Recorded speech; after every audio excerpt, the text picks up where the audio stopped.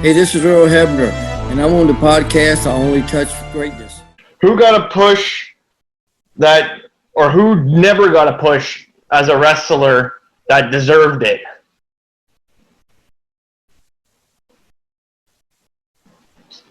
Well, Low Key for one. Okay, yeah.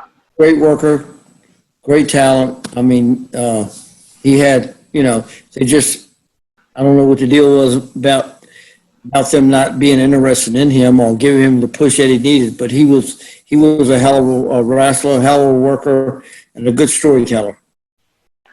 Okay. Now the next part of the question: who got the push that didn't deserve it?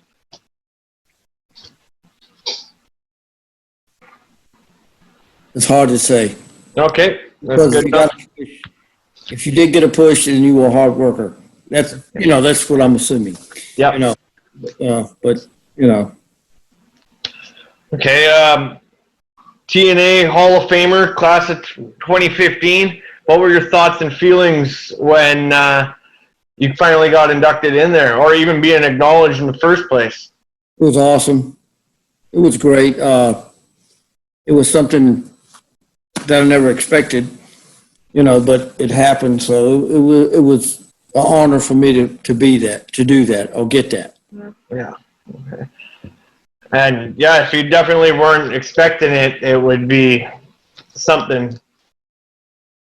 TNA remade the Montreal Screwjob in a match with the AJ Styles and Kurt Angle match. Remember that one? What were your thoughts on TNA actually taking this angle on that? You know what? Honestly, I can't remember that. Okay. Yeah, you remember the storyline romance with Madison Rayne? That sounds like a really awesome. Oh yeah. That's a good storyline. Oh yeah. Yeah. She's a sweetheart. She's a sweetheart. Can you tell us about her?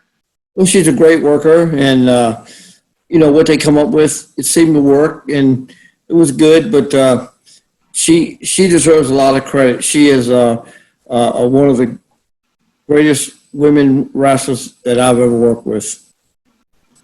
Is she still wrestling? Yeah. Mm-hmm. Okay. She worked for TNA, I think. Oh, she's still in TNA. Okay. Yeah. July 2018, Ring of Wars in Carolina. You and Katie ref the same night.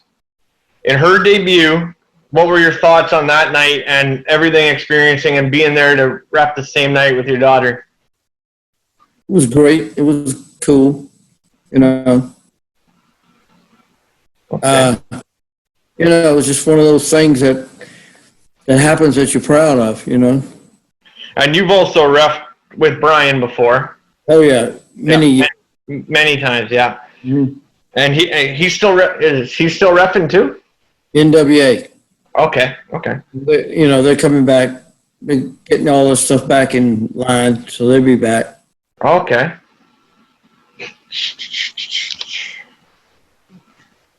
Okay, on to the AEW questions. 2018, you refereed in the All-In pay-per-view. Did you know that AEW was going to take over? Because I think they've taken over. They're the number one wrestling show on TV.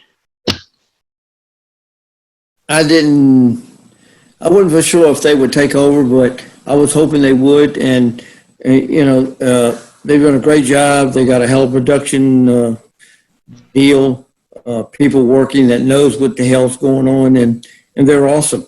And I hope they eventually be number one. If they're not already. I definitely think they are. Their product is way different. It's not the same story over and over again. And now you're starting to see that WWE's copying storylines like crazy from AEW. Well, that's because WWE doesn't know what the hell's going on anymore. Yeah. They can't relate to the younger guys either. Right. And as is where Cody and Tony are doing good things and making good decisions, and they're listening to their people. It's just not writers doing it and Vince doing it.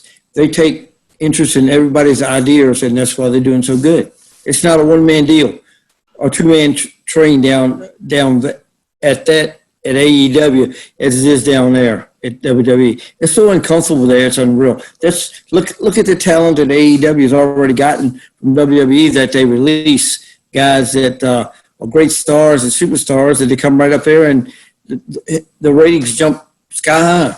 Yeah, Jericho, Moxley, just to name a few. Exactly. And I hear you're getting Renee Young as well. Right. Yeah, She should be there.